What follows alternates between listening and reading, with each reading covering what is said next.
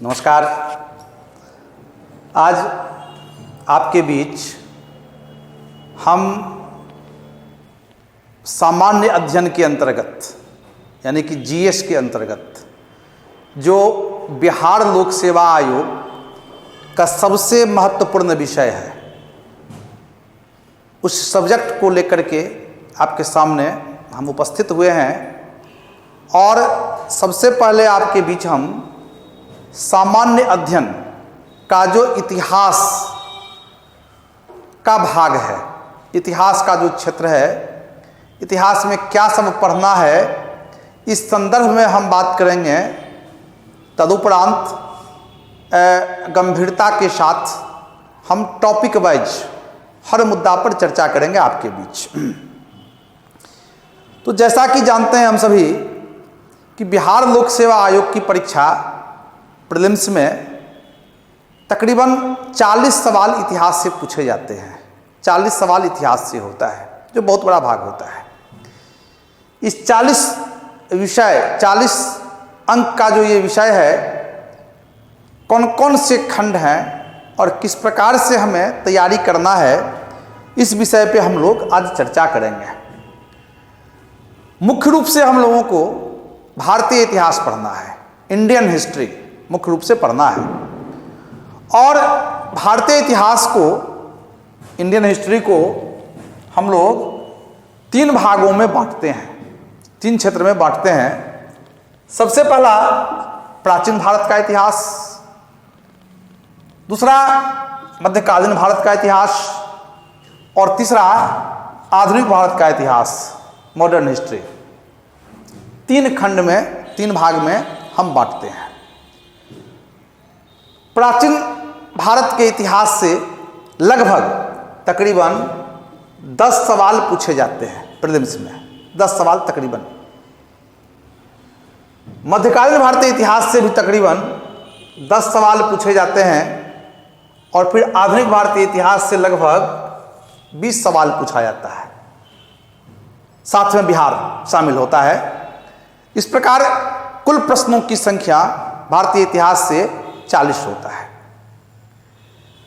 अब सवाल उठता है कि यह जो 3 खंड है, प्राचीन भारत, मध्यकाल और आधुनिक काल, कब से कब तक रखा जाए प्राचीन भारत, कब से कब तक मध्यकाल, और फिर आधुनिक भारत का समय क्या होनी चाहिए।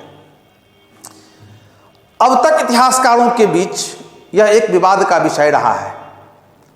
इसके बावजूद आम तौर पर यह माना जाता है कि प्राचीन भारत आरंभ का मतलब हो गया कि सभ्यता और संस्कृति की जहां से शुरुआत होती है।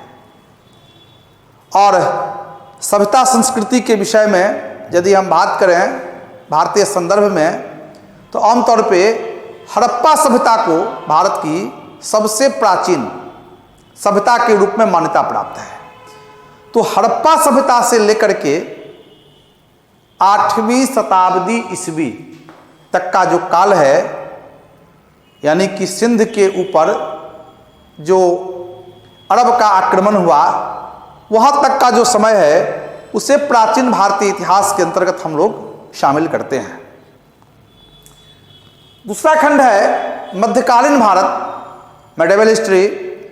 और मध्यकालीन भारत को आमतौर पर 8वीं शताब्दी ईस्वी यानी सिंध में अरब शासन की स्थापना से लेकर 18वीं शताब्दी ईस्वी तक, अर्थात अंतिम महान मुगल बादशाह औरंगजेब के निधन 1707 ईस्वी का जो काल है, वहां तक रखते हैं हम लोग मध्यकालीन भारतीय इतिहास के अंतर्गत।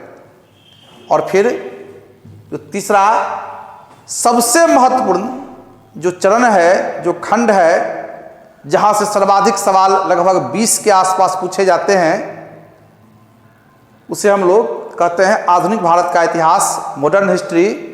और मॉडर्न हिस्ट्री 18वीं शताब्दी ईस्वी से लेकर 1947 यानी कि भारत की आज़ादी तक का जो काल है, इसके अंतर्गत हम लोग शामिल करते हैं। यानी कि औरंगजेब के मृत्यु से लेकर भारत की जो आज़ादी तक का काल है, इसे हम लोग आधुनिक भारतीय इतिहास में शामिल करते हैं। ये सबसे महत्वपूर्ण खंड होता है, सबसे इम्पोर्टेंट ये फेज होता है, और इसे भी सुविधा के लिए हम लोग दो खंड में बांटते हैं, दो भागों में बांटते हैं। और सबसे पहला जो पार्ट होता है, इसका नाम दिया है हम लोगों ने आरंभिक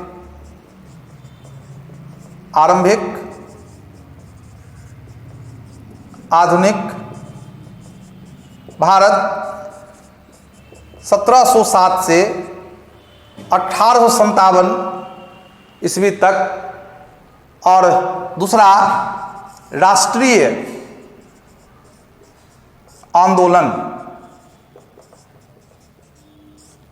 या स्वतंत्रता के लिए संघर्ष का काल, और 1857 से 1947 तक का जो समय है, इसे हम लोग रखते हैं नेशनल मूवमेंट, राष्ट्रीय आंदोलन या स्वतंत्रता के लिए संघर्ष का काल।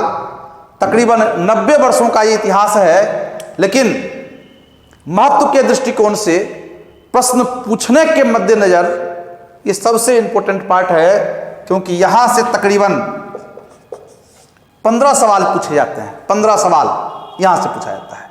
तो सबसे ज्यादा इस पार्ट पर हमें जोर देना है, राष्ट्रीय आंदोलन पर, जो 1857 के विद्रोह से लेकर भारत की आजादी अर्थात 1947 तक का ये काल होता है। मित्रों, आरंभ करेंगे हम लोग प्राचीन भारतीय इतिहास से। हम लोग शुरुआत करेंगे, क्योंकि पूरे भारतीय इतिहास का यह आधार स्तंभ होगा, ये प्रस्थान बिंदु होगा, और यहीं से हम लोग आगे की यात्रा की शुरुआत करेंगे। तो इस यात्रा की शुरुआत करने के साथ हम आपके साथ डिस्कस करेंगे प्राचीन भारतीय इतिहास का सिलेबस क्या है। पहले हम लोग सिलेबस के मुद्दा पर बात करेंगे, कौन कौन से टॉपिक पढ़ना है इस मुद्दा पे बात करेंगे, और फिर हम लोग टॉपिक वाइज क्रमशः हर एक मुद्दा पर चर्चा करेंगे। तो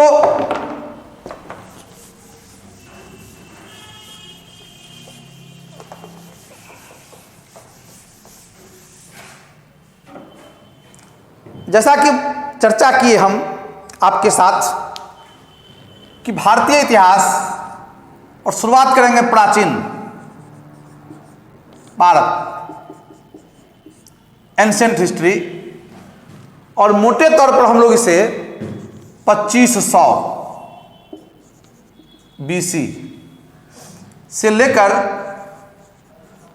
8वीं शताब्दी ईस्वी तक बात करेंगे। 8वीं शताब्दी ईस्वी तक हम लोग चर्चा करेंगे। सबसे जो पहला टॉपिक होगा, जहां से हम लोग स्टार्ट करेंगे, शुरू करेंगे, उसका नाम होगा प्राचीन भारतीय इतिहास के जानने का स्रोत। तो सबसे पहले हम लोग सोर्स, यानी कि प्राचीन भारतीय इतिहास को जानने का क्या स्रोत है, क्या सोर्स है, क्या साधन है, इस पे हम लोग वार्ता करेंगे। पहला चैप्टर हम लोग का स्रोत होगा। दूसरा जो टॉपिक होगा हम लोगों का, वो होगा हड़प्पा सभ्यता। हड़प्पा सभ्यता, या ऐसे ही कहते हैं सिंधु घाटी की सभ्यता, इंडस वैली सिविलाइजेशन, और सामान्यतया 2500 BC से 1800 BC के बीच इस काल को रखा जाता है। 2500 ईसा पूर्व से 1800 ईसा पूर्व के बीच हड़प्पा सभ्यता होता है। पहली सभ्यता भारत की है ये। नेक्स्ट टॉपिक जिसकी चर्चा हम लोग करेंगे, उसका नाम होगा वैदिक सभ्यता। वैदिक सभ्यता, और वैदिक सभ्यता का काल आमतौर पर 1500 बीसी से 600 बीसी के बीच वैदिक सभ्यता हम लोग अध्ययन करते हैं। हालांकि सुविधा के लिए हम लोग वैदिक सभ्यता को दो पार्ट में बांटते हैं। पहला ऋग वैदिक काल या पूर्व वैदिक काल कहते हैं इसे, और ये 1500 बीसी से लेकर 1000 बीसी तक का ये काल होता है। और दूसरा होता है उत्तर वैदिक काल, और उत्तर वैदिक काल 1000 बीसी से 600 बीसी के बीच। यानी समग्र रूप से हम लोग वैदिक काल 1500 बीसी से 600 बीसी के बीच वैदिक काल की बात करते हैं। मित्रों, नेक्स्ट टॉपिक के रूप में जो हम लोग चर्चा करेंगे वह होगा सामाजिक एवं धार्मिक सुधार आंदोलन या बुद्ध एवं जैन का काल। और 600 बीसी से 321 बीसी के बीच इसका समय होगा। कई नामों से जानते हैं हम लोग इस काल को, यानी कि 600 बीसी से 321 ईसा पूर्व के बीच के जो काल है, कई नाम से जानते हैं। इसमें एक नाम जो चर्चा की आपके बीच, सामाजिक और धार्मिक सुधार आंदोलन, अर्थात हमारे समाज में, हमारे धर्म के भीतर जिन कुरीतियों का, जिन बुराइयों का प्रचलन था, यानी कि वैदिक काल में समाज में, धर्म में कई कुप्रथाओं का आरंभ हो गया। और इसी कुप्रथाओं के खिलाफ 6ठी शताब्दी ईसा पूर्व में अनेक संप्रदाय, अनेक धर्म, अनेक विचारधारा का उदय हुआ। और इसमें सबसे ज़्यादा ख्याति प्राप्त किए महात्मा बुद्ध और महावीर जैन। और इसी वजह से हम लोगों ने इस काल का नाम दे दिया बुद्ध एवं जैन का काल, महात्मा बुद्ध और महावीर जैन का काल। मित्रों, यही वह काल है जिस समय भारत में छोटे छोटे जनपद आपस में मिल करके या उसे विलय करके बड़े बड़े राज्यों का उदय हुआ, जिसका नाम पड़ गया महाजनपद। इसीलिए हम लोग इस काल को महाजनपद के नाम से भी जानते हैं। और फिर इसे हम लोग सूत्रकाल भी कहते हैं। सूत्रकाल इसलिए कि कई सूत्र साहित्य की समय में रचना हुई। और इसी का एक नाम है प्राक मौर्य काल, यानी मौर्य काल से पहले की घटना। और इसके बाद जो नेक्स्ट टॉपिक की हम लोग बात करेंगे उसका नाम होगा मौर्य काल। मौर्य काल, और मौर्य काल का समय 321 बीसी से 185 बीसी के बीच, यानी 321 ईसा पूर्व से 185 ईसा पूर्व के बीच का जो काल है उसे हम लोग मौर्य काल के नाम से जानते हैं। और प्राचीन भारतीय इतिहास का ये सबसे महान अध्याय है। इसी में हम लोग महान सम्राट अशोक के विषय में बात करते हैं। सम्राट अशोक न सिर्फ भारत के लिए बल्कि संपूर्ण विश्व के लिए एक महानता का उदाहरण है, उदारता का उदाहरण है। जियो और जीने दो का एक उदाहरण है सम्राट अशोक। तो विस्तार से हम लोग सम्राट अशोक के विषय में मौर्य काल में वार्ता करेंगे। तो इस प्रकार से हम लोगों ने अब तक हड़प्पा सभ्यता, वैदिक सभ्यता, जैन और बुद्ध यानी महाजनपद का जो काल है, और इसके बाद हम लोगों के द्वारा मौर्य काल के विषय में चर्चा किया गया। नेक्स्ट जो टॉपिक होगा हम लोग का प्राचीन भारत में, उसे हम लोग कहते हैं मौर्योत्तर काल। मौर्योत्तर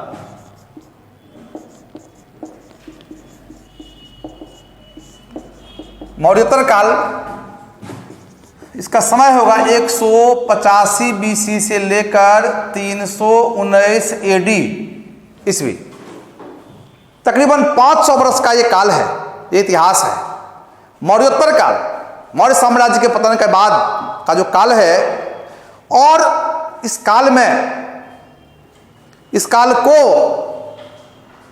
राजनीतिक रूप से हम लोग डार्क एज कहते हैं, अंधकार युग कहते हैं, क्योंकि बड़े बड़े भारतीय राजवंशों का इस समय पतन हो गया। कोई बड़ा राजवंश ऐसा अवतरित नहीं हुआ जो मौर्यों की भांति पूरे भारत के ऊपर अपना नियंत्रण को बरकरार रखता। शुंग वंश, कण्व वंश, सातवाहन वंश जैसे छोटे छोटे राज्य हुए। यही वो काल है जब बड़े पैमाने पर भारत पर विदेशी आक्रमण हुआ। खासकर भारत की जो उत्तर पश्चिमी सीमा है, वहां से बड़े पैमाने पर इंडो ग्रीक, शक, पहलव, कुषाण का आक्रमण हुआ, और इन लोगों ने भारत में अपने अस्थायी राज्य स्थापित किए। यानी विदेशी आक्रमण, उसकी सफलता और शासन की स्थापना इस काल की बड़ी घटना है। परंतु अगर हम लोग आर्थिक और सांस्कृतिक दृष्टिकोण से इस काल का बात करें, निश्चित तौर पर उपलब्धियों भरा हुआ काल है। भारत रोम व्यापार बड़े पैमाने पर इस काल में हो रहे थे, और सांस्कृतिक दृष्टिकोण से अगर बात करें, स्थापत्य कला, चित्रकला, साहित्य कला आदि क्षेत्रों में काफ़ी विकास हुए। तो इस प्रकार से हम लोग मौर्योत्तर काल के विषय में बात करेंगे, जो एक तरह से संक्रमण का काल है, ट्रांजिट फेज है ये। फिर अगला गुप्त काल। गुप्त काल 319 AD ईस्वी से लेकर 550 AD, यानी कि 319 ईस्वी से 550 ईस्वी का जो काल है, इसे हम लोग गुप्त काल के नाम से जानते हैं। गुप्ता पीरियड, गुप्त काल है ये। गुप्त काल को हम लोग स्वर्ण काल भी कहते हैं, गोल्डन एज, स्वर्ण काल का ये समय है। तो हम लोग क्यों कहते हैं स्वर्ण काल, क्या क्या उपलब्धि इस काल में हुई थी, विस्तार से हम लोग इस पर चर्चा करेंगे। नेक्स्ट जो टॉपिक हम लोग का इंपॉर्टेंट है, वो होता है हर्षवर्धन। हर्षवर्धन, और हर्षवर्धन 606 AD से 647 AD।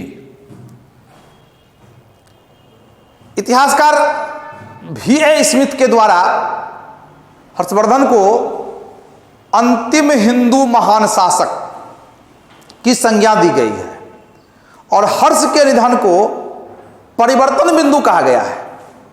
आखिर क्या ऐसी बात है कि हर्ष अंतिम हिंदू महान शासक और हर्ष का निधन भारतीय इतिहास का परिवर्तन बिंदु बन गया? तो इस मुद्दा पे भी हम लोग चर्चा करेंगे, बात करेंगे और बताएंगे क्या ये कहना उचित है या फिर एक की बदंती।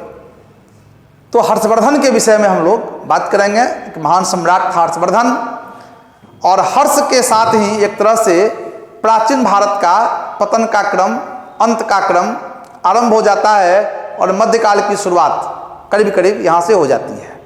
लेकिन इसके साथ साथ हम लोग एक और टॉपिक के विषय में बात करेंगे, और वह होगा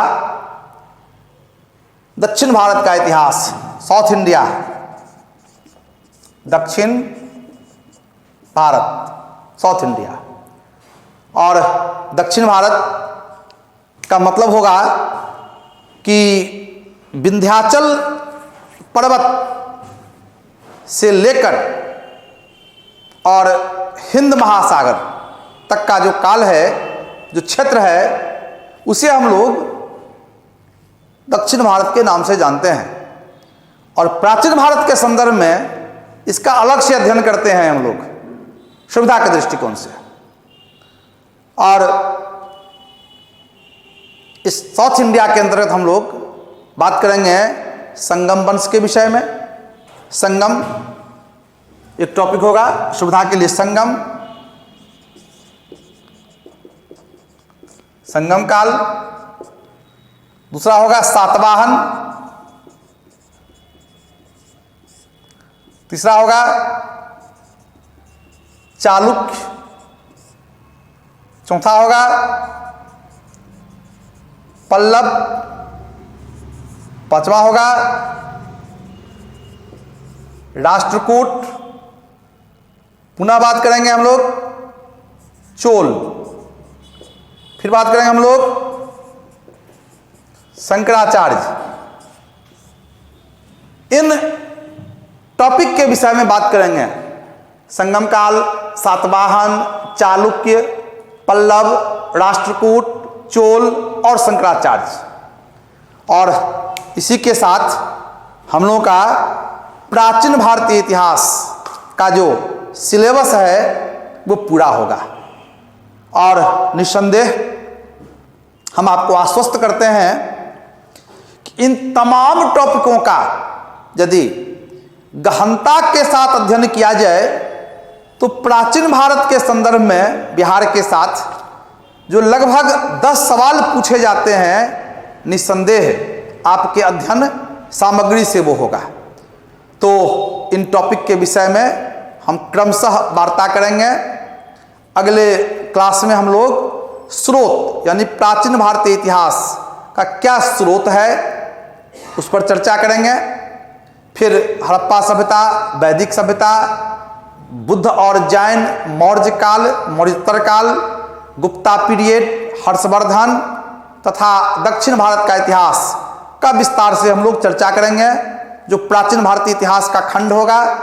इसी प्रकार से हम लोग मध्यकालीन भारतीय इतिहास, आधुनिक भारत का इतिहास, हर मुद्दा पर हम चर्चा करेंगे।